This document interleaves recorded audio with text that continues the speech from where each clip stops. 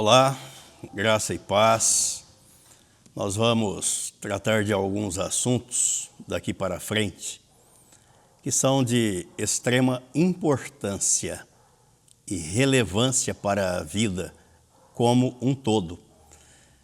Não apenas para a vida espiritual, que já seria tudo e suficiente, mas também para a nossa vida física, a nossa saúde emocional, para os nossos sentimentos, as nossas emoções, porque a Bíblia Sagrada diz que nós somos seres complexos.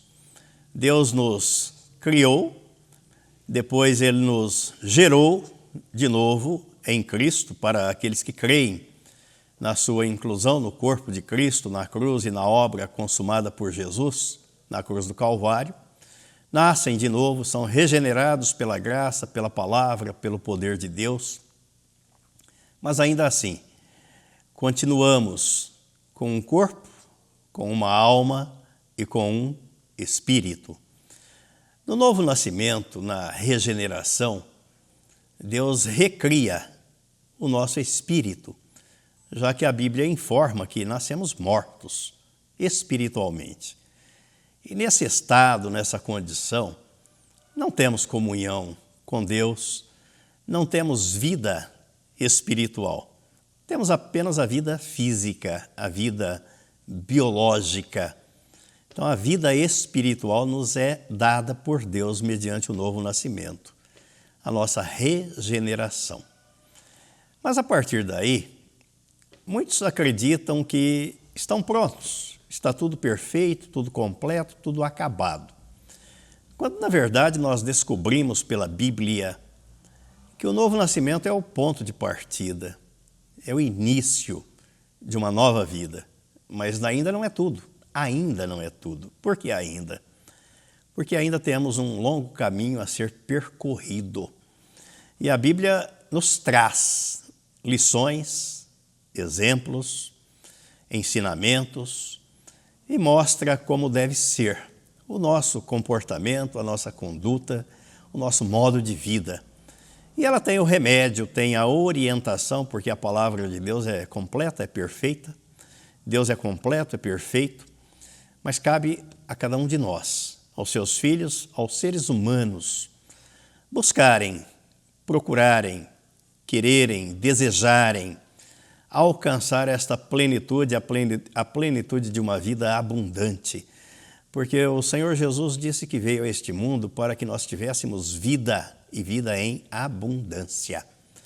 E alguns não se dão conta ou não param para pensar que a vida abundante implica em que sejamos pessoas prósperas, pessoas que desfrutem dessa abundância em todas as áreas, na vida espiritual, na vida física, na vida emocional, nos relacionamentos familiares, conjugal, no trabalho, nos sonhos que almejamos. Afinal de contas, nós somos seres vivos e, como seres vivos, nós temos sonhos e não há nada de errado nisso comparado com a Bíblia Sagrada.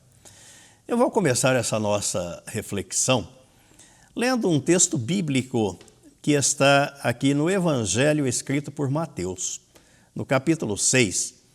E foi o Senhor Jesus quem disse isso. Eu gosto de fazer a leitura comparada e neste capítulo 6 eu vou ler em duas versões. Uma versão King James, ou a primeira versão Almeida, e depois a segunda versão King James. E o tema da nossa reflexão para este assunto será este: qual é a sua visão de mundo? Sim, como é que você vê a vida? Este capítulo 6, ele nos dá um bom amparo, uma boa base para o tema que vamos tratar aqui. Então ele diz assim: são os olhos a lâmpada do corpo. É o Senhor Jesus quem está dizendo. Se os teus olhos forem bons, todo o teu corpo será luminoso. Se, porém, os teus olhos forem maus, todo o teu corpo estará em trevas. Portanto, caso a luz que em ti há sejam trevas, que grandes trevas serão. Luz ou trevas? E o Senhor Jesus está dizendo que depende de como você vê. A realidade é uma só. Agora, o enfoque dela é que vai determinar se os teus olhos contemplam a luz ou veem as trevas. E na versão King James, o mesmo texto bíblico, está escrito assim: os olhos são a lâmpada do corpo. Portanto, se os teus olhos forem bons, teu corpo será pleno de luz. Porém, se teus olhos forem maus, todo o teu corpo estará em absoluta escuridão. Por isso, se a luz que está em ti são trevas, quão tremendas são estas trevas. Muda a versão, mas não muda o sentido e não muda a lição. Depende da forma como vemos as coisas. E há um fato interessante aqui, é que a luz na qual vivemos e ela é captada pelos olhos, o nosso vínculo com o mundo visível, sem eles, o mundo nos seria escuridão total. Nossa visão espiritual é o vínculo com a eternidade e com a revelação que recebemos da palavra de Deus. E aí nós podemos fazer uma pergunta: qual é a revelação que você tem recebido da palavra de Deus? De um modo geral, qual é a visão de mundo e da vida eterna que você tem? Qual é a visão? Como é que você vê? Cada um caminha de acordo com a visão que possui. Isso aqui é fantástico, porque ninguém pode caminhar com uma visão que ele não tem, que ele não possui. Ele vai ser guiado pela visão que lhe é dada, que ele recebeu. A percepção da realidade como um todo, ela varia de pessoa para pessoa, porque nem todos têm a mesma visão. Portanto, a realidade para um não é a mesma para o outro. Cada um tem uma impressão diferente da mesma realidade. O Senhor Jesus deixou isso bem claro no texto que acabamos de ler. Contudo, a nossa reflexão sobre este tema vai se dar em cima de um outro texto bíblico que eu separei para a nossa reflexão. Esse texto aqui de Mateus capítulo 6, como é que nós vemos a vida, como é que nós encaramos as coisas, é apenas um pano introdutório, uma introdução para entrarmos no assunto principal. É um texto que foi narrado por Marcos acerca da cura de um cego, o cego de Betsaida. Jesus realizou ali uma cura diferente das outras. Essa é a única cura onde Jesus processa esta cura em duas etapas. E se a gente pensar bem, Jesus curava à distância. Nem precisava encontrar a pessoa para ministrar a cura. E este caso aqui é um caso pitoresco, ele chama a atenção, porque Jesus curou aquele cego em duas etapas, o que demonstra a peculiaridade desta cura. Então vamos ao texto bíblico que está escrito no Evangelho que foi narrado, escrito por Marcos, no capítulo 8, versículos 22 ao 25. Está escrito assim: Então chegaram a Betsaida e lhe trouxeram um cego, rogando-lhe que o tocasse. Jesus, tomando o cego pela mão, levou-o para fora da aldeia e, aplicando-lhe saliva aos olhos e impondo-lhe as mãos, perguntou-lhe: vês alguma coisa? Então Jesus tocou os olhos daquele cego. Você vê alguma coisa? Este, recobrando a vista, respondeu: vejo os homens, porque como árvores os vejo andando. Então, qual foi a visão que aquele cego teve restaurada em relação às pessoas? Via as pessoas como árvores andando, mas árvores não andam. Logo, ele tinha uma visão distorcida, desfocada da realidade. Aí o versículo 25 registra que Jesus voltou à cura numa segunda etapa. Ou então, novamente, lhe pôs as mãos nos olhos e ele, passando a ver claramente, ficou restabelecido e tudo distinguia de modo perfeito. E mandou-o Jesus embora para casa, recomendando-lhe: não entres na aldeia.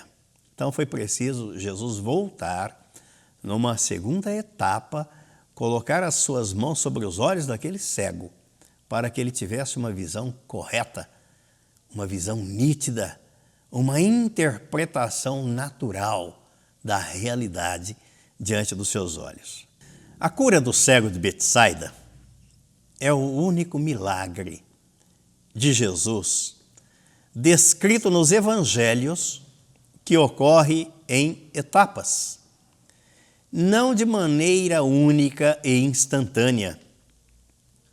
Por que será que Jesus, nesse episódio, agiu dessa forma? Não nos levaria a essa interrogação, a esse questionamento? Qual é o sentido? Existem várias formas de compreender essa atitude, mas o Senhor realizou este milagre da maneira que entendeu ser necessária ao socorro daquele homem doente e aflito, para que esse testemunho pudesse nos edificar hoje. Tudo que Jesus fez teve um propósito, não foi à toa, não foi por acaso, não foi sem sentido. Ele, sendo o mestre dos mestres, o Senhor dos senhores, o Deus dos deuses e o Rei dos reis, não era, como muitas vezes pensamos, refém de um único método. Se ele não agir assim, como disse Tomé, quando foi avisado acerca da ressurreição de Jesus: se eu não botar o meu dedo nas mãos dele, a minha mão, não vir ali o sinal dos cravos, eu não acredito. Não, Jesus vai muito além daquilo que nós podemos pensar, imaginar. E ele não é refém de métodos, ou dos nossos métodos, ou do nosso modo. Atualmente, as pessoas buscam fórmulas mágicas ou protocolos para obter resultados espirituais e emocionais. O nosso Senhor, porém, individualiza os cuidados a uma pessoa de maneira única e particular. Ele não trabalha em linha de produção, em série. Ele não massifica pessoas e nem está interessado em produzir uma seita seguida por mantras ou repetições. Não. Cada ser humano é único na arena da existência. Deus não fabrica robôs e a cura das nossas doenças físicas e emocionais podem ocorrer de maneiras distintas, dependendo da vontade do Senhor. Jesus pode variar os métodos de situação na nossa vida, ao longo da nossa caminhada. A maneira que Ele tem para tocar no nosso passado pode ser criativamente alterada hoje para que sejamos curados de forma mais profunda e vivenciadas aquelas experiências. Ele é ilimitado e curativo e criativo. Ó, risca. Ele é limitado e criativo. Experiências com Deus no passado não podem nos impedir de experimentar novas formas de revelação para hoje. É por isso que Ele é Deus. Ele não está engessado ao nosso modelo, ao nosso modo, ao nosso jeito.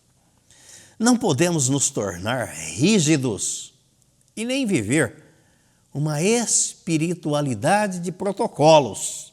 Se não for assim, como Tomé, não creio. Não, nós devemos estar abertos, porque a Bíblia Sagrada registra aqui na carta aos Efésios, capítulo 3, versículos 20 e 21, ela faz o seguinte registro: aquele que é poderoso de realizar infinitamente mais do que tudo o que pedimos ou pensamos, de acordo com o seu poder que age em nós. A Ele seja a glória na Igreja, em Cristo Jesus, por todas as gerações, por toda a eternidade. Ele é poderoso para fazer infinitamente mais, além daquilo que pensamos e do que pedimos, segundo o poder dele que é Cristo e que opera em nós. E o profeta Isaías ainda vai além. Ele diz assim, no capítulo 55, versículo 8 e 9, porque os meus pensamentos não são os vossos pensamentos, nem os vossos caminhos, os meus caminhos, diz o Senhor. Porque assim como os céus são mais altos do que a neve, do que a terra, assim como os céus são mais altos do que a terra, assim são os meus caminhos mais altos do que os vossos caminhos, e os meus pensamentos mais altos do que os vossos pensamentos. Às vezes, queremos que o Pai haja conforme os nossos desejos, de acordo com os nossos pensamentos, com as nossas aspirações. Por pressa e desejo de um roteiro prático e acessível, nós nos esquecemos que o Senhor nem sempre promoverá a cura da maneira que pensamos, porque os nossos pensamentos não são os pensamentos dele, os nossos caminhos não são os caminhos dele.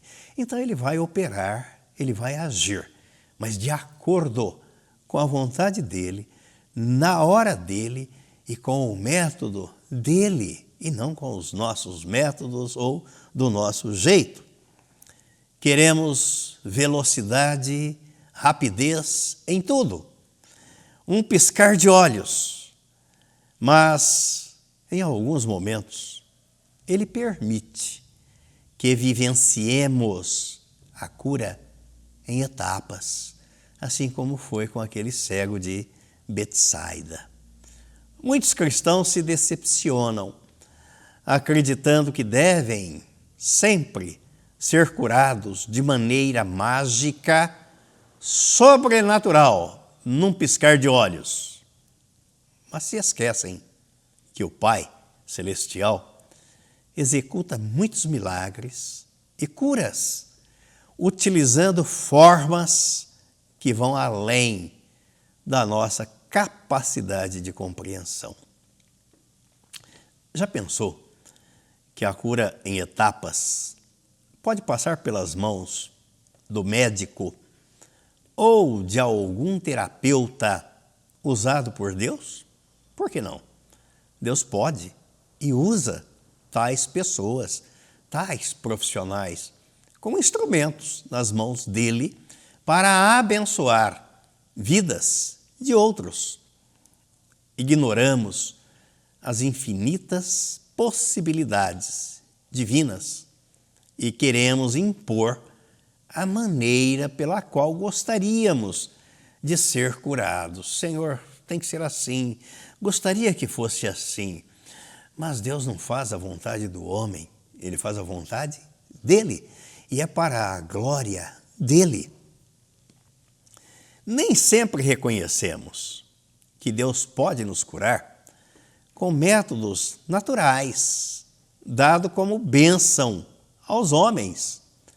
A recuperação, tanto de problemas físicos quanto emocionais, ela vem da graça, da multiforme graça de Deus, com diferentes formas de atuação, e nem sempre vem à luz de uma única vez.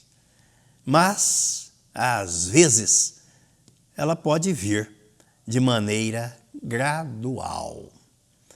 Na carta aos Efésios, no capítulo 3, a partir do versículo 8, o apóstolo Paulo escreveu assim: A mim, o menor de todos os santos, me foi dada esta graça de pregar aos gentios o evangelho das insondáveis riquezas de Cristo e manifestar qual seja a dispensação do mistério, desde os séculos oculto em Deus que criou todas as coisas, para que pela Igreja a multiforme sabedoria de Deus se torne conhecida agora dos principados e potestades nos lugares celestiais, segundo o eterno propósito que estabeleceu em Cristo Jesus, nosso Senhor, pelo qual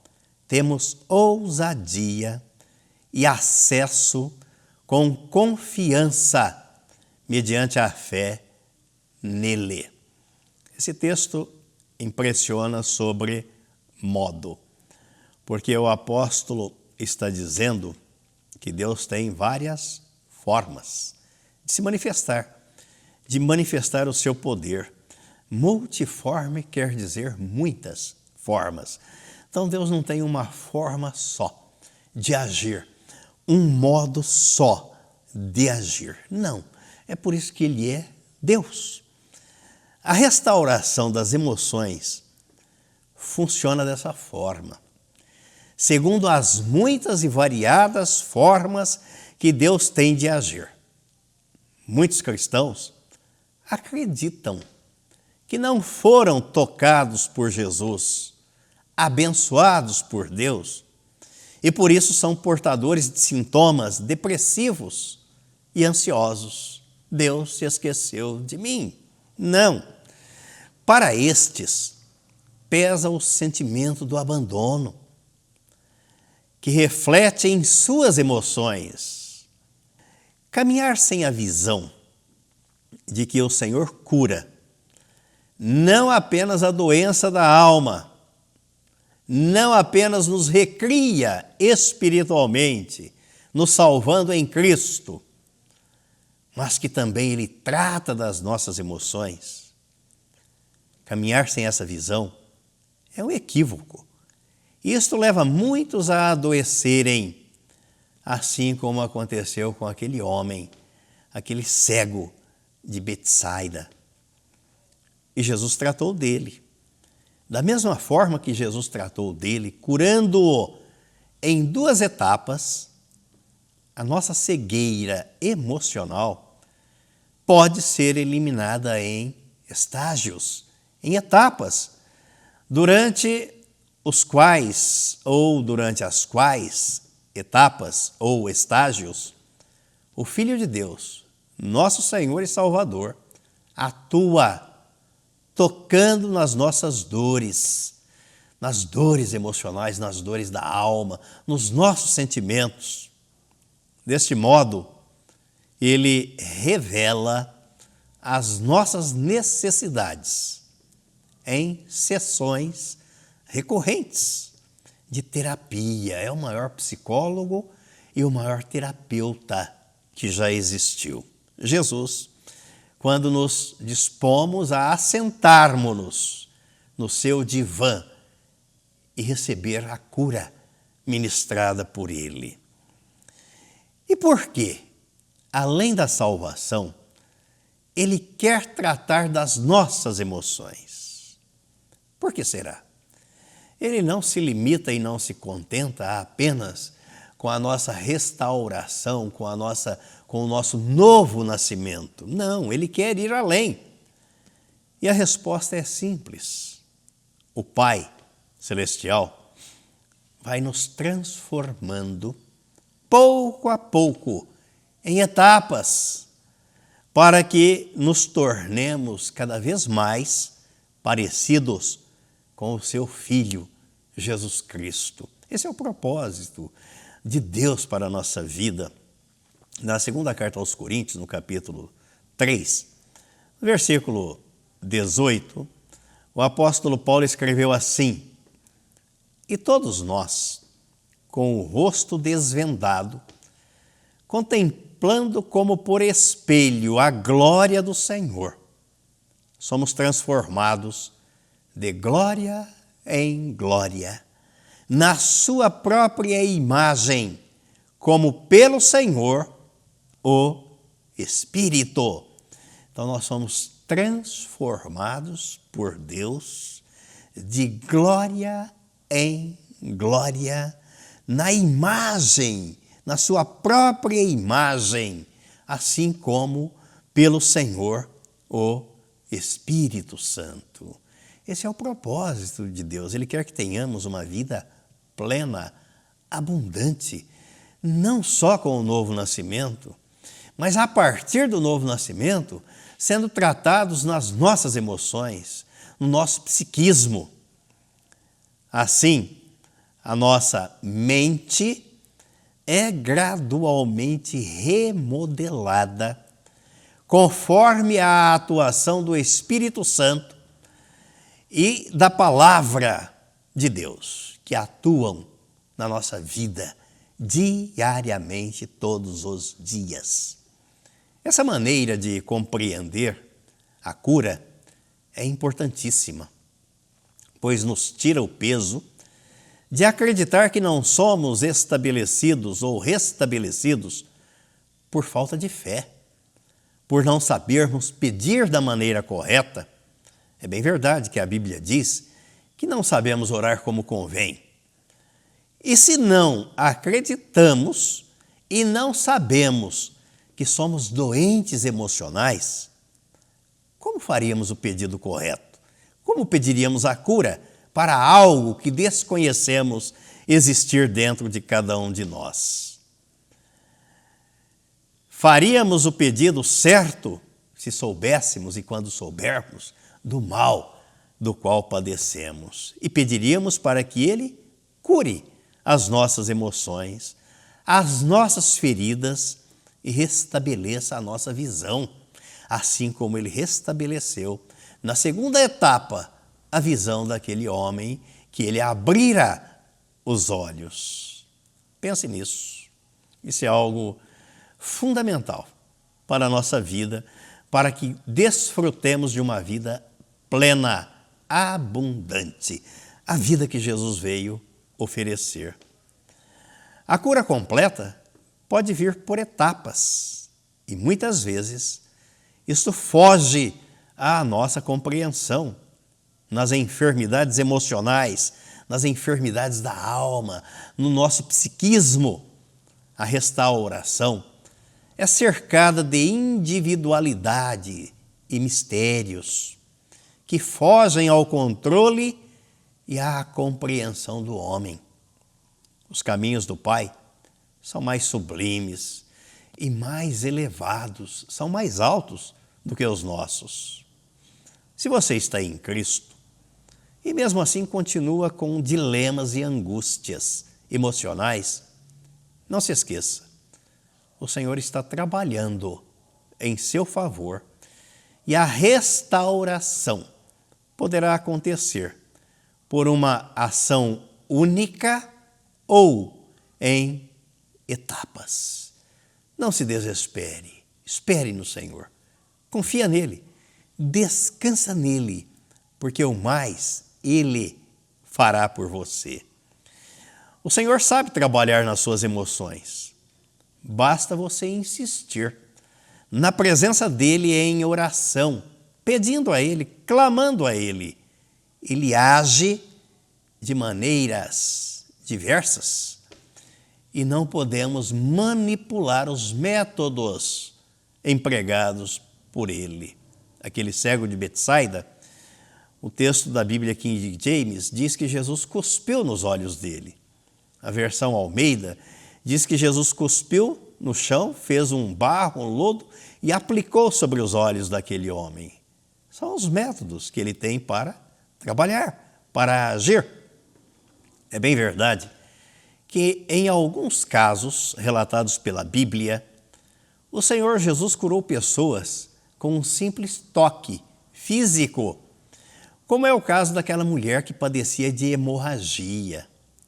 Em outros casos, ele curou de maneira totalmente diferente, como o criado daquele centurião, que ele curou à distância, sem ver o rapaz. Jesus amorosamente recuperava os doentes e impuros com um simples toque ou à distância. A cura do cego de Betsaida se deu em duas etapas.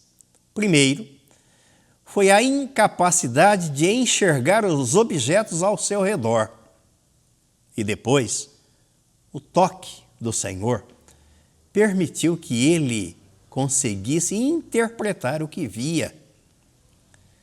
A neurociência ensina que, ao vermos um objeto, o cérebro automaticamente o interpreta com base em conceitos e experiências prévios com a cena ou o objeto visto, registrado. Por exemplo, sabemos que um cachorro poodle é menos perigoso que um pitbull. Por quê? Porque um dia o nosso cérebro registrou essa informação por meio de sinapses, associando imagens a conceitos, valores afetivos e experiência. Assim aprendemos que não apenas enxergamos, como também interpretamos aquilo que estamos vendo. Vemos e interpretamos o que vemos. Toda visão da realidade, da vida, do mundo, daí o nosso tema, qual é a visão de mundo que você possui? Toda visão da realidade passa por um processo de interpretação em várias regiões do cérebro. A partir de então, é que as emoções são realmente formadas.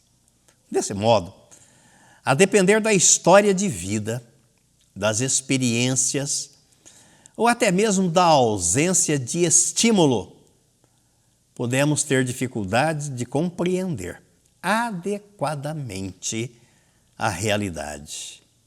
Biologicamente, os olhos são perfeitos, mas o cérebro não é, uma vez que ele distorce a realidade.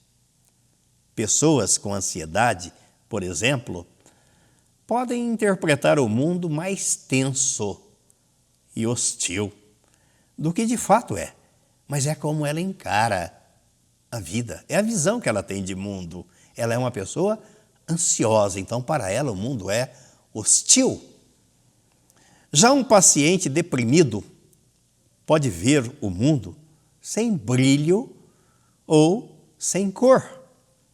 Mesmo que todos insistam em que deveria ver a vida mais leve e com mais alegria. Mas para essa pessoa, a vida não tem sentido, não tem brilho, não tem cor. É a interpretação que ela faz da realidade. Os olhos veem uma coisa e o cérebro interpreta outra. O cego de Betsaida via pessoas. E como é que ele interpretava? Como árvores andando. E árvores não andam. Então o seu cérebro estava distorcendo a realidade.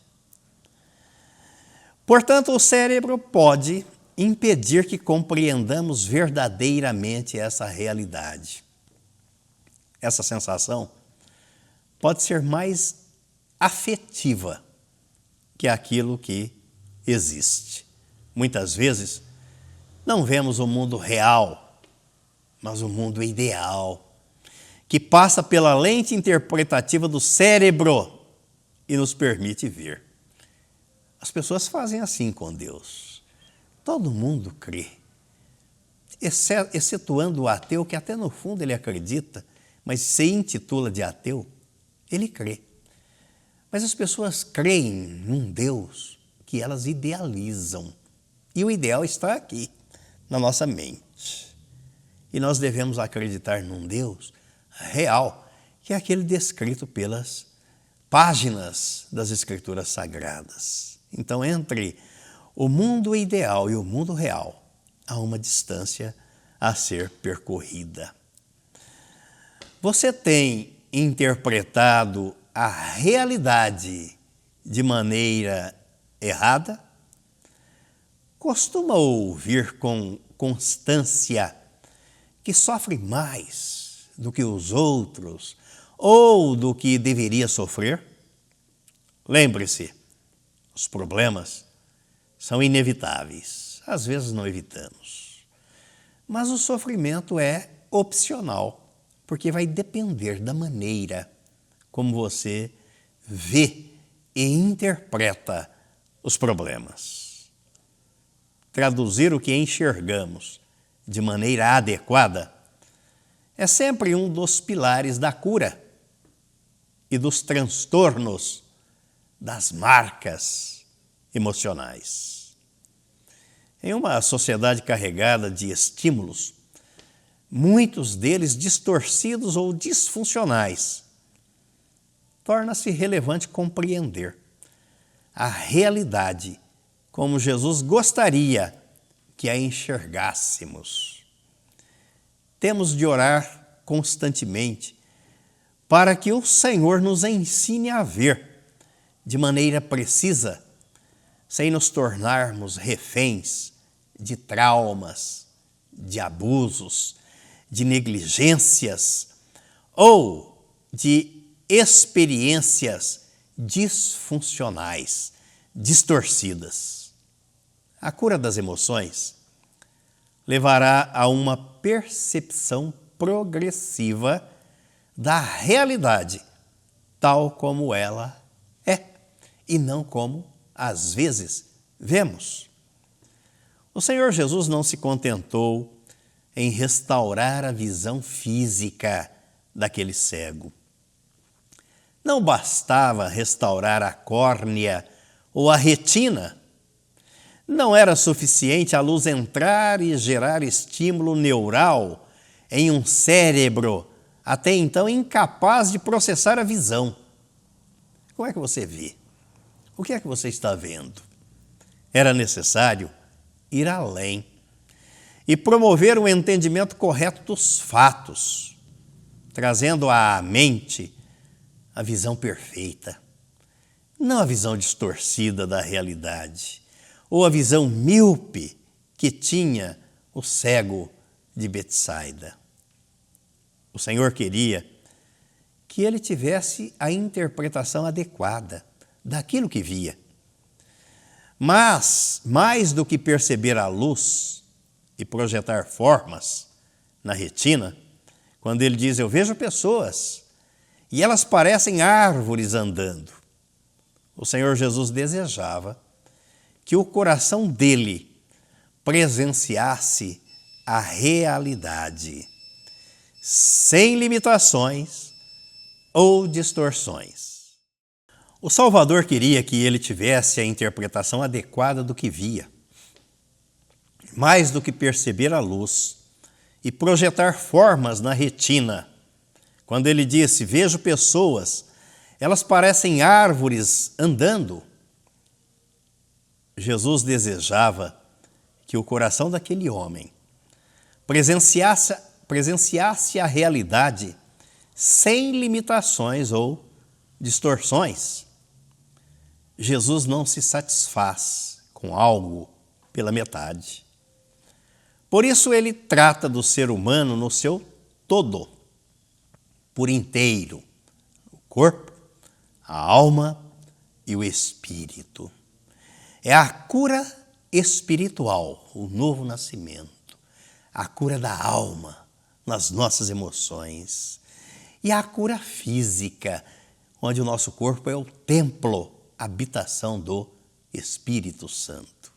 E mais, existem distorções e interpretações da realidade que nunca poderão ser corrigidas por métodos humanos.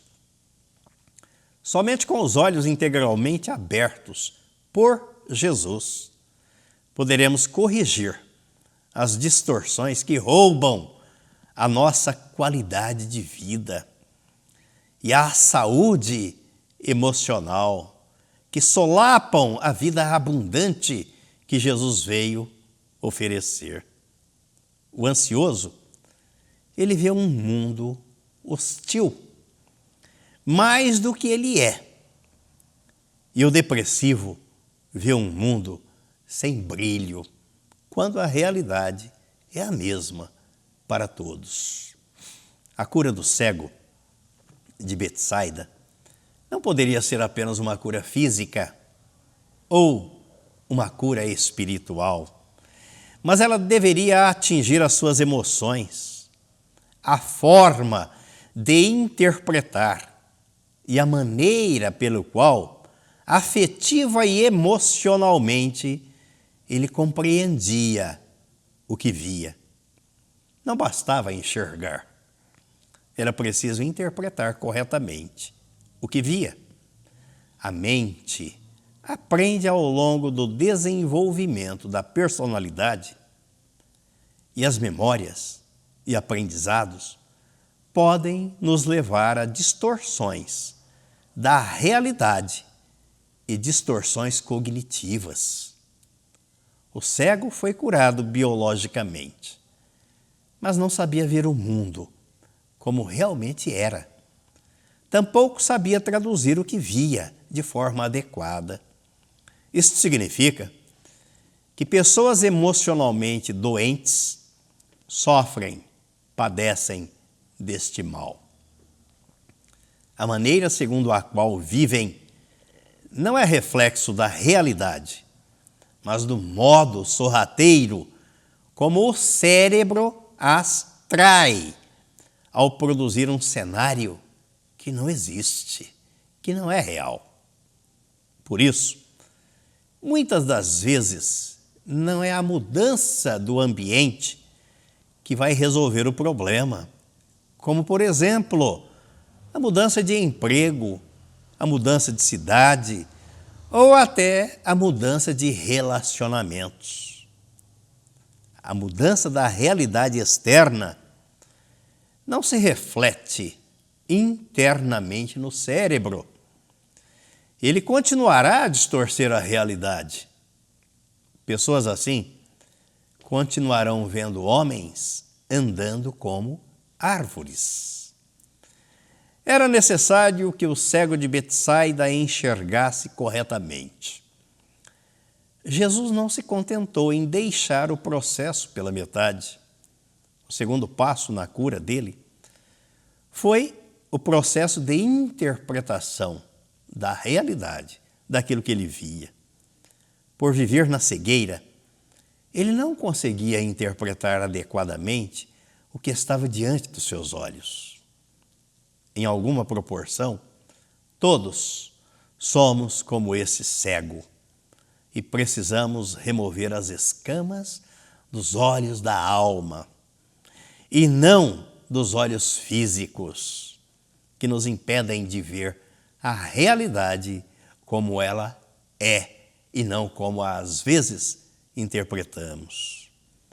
Quando Jesus toca profundamente na nossa história, nos nossos traumas, as nossas emoções são curadas e assim ficamos aptos a interpretar satisfatoriamente a realidade.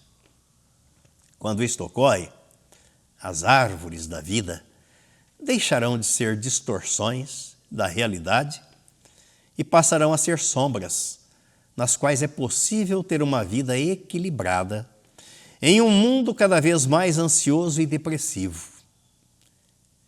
Na caminhada cristã, somos continuamente transformados, a fim de podermos ver o que Jesus gostaria que enxergássemos.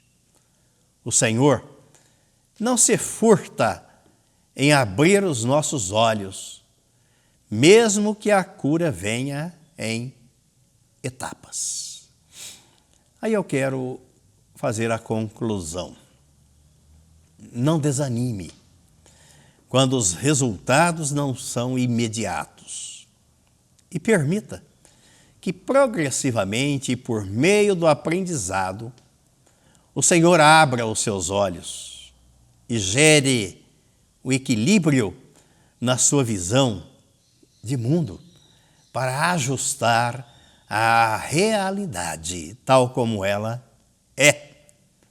Tenha paciência, não se culpe e nem se desespere ao longo da jornada.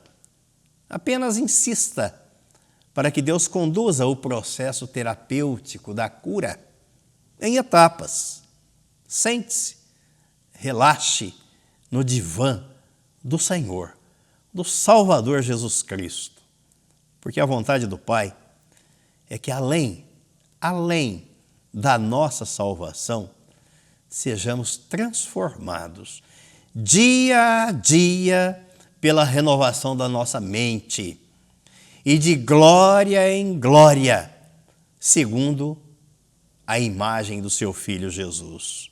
Segunda carta aos Coríntios, capítulo 3, versículo 18. Eu finalizo com esse texto bíblico que diz assim: e todos nós, com o rosto desvendado, contemplando como por espelho a glória do Senhor, somos transformados de glória em glória na sua própria imagem, como pelo Senhor, o Espírito. Que Jesus, que o Espírito Santo, que o nosso Deus e Pai te abençoe, te dê a revelação, abra os teus olhos, cure as tuas emoções, ajuste a sua visão à luz da palavra para que você desfrute dessa vida abundante que Ele veio oferecer. Em nome de Jesus. Amém e amém.